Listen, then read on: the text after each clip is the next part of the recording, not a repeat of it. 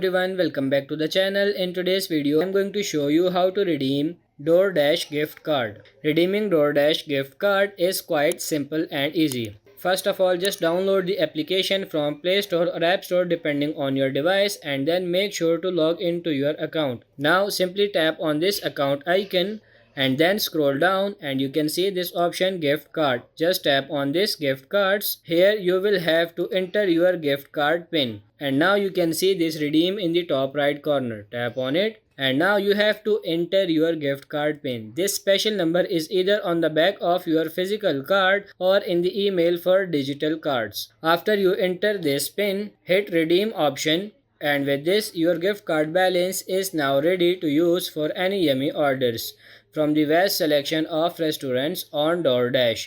And that's pretty much it. I hope this video was helpful. If it is, like it and subscribe to the channel. Thank you.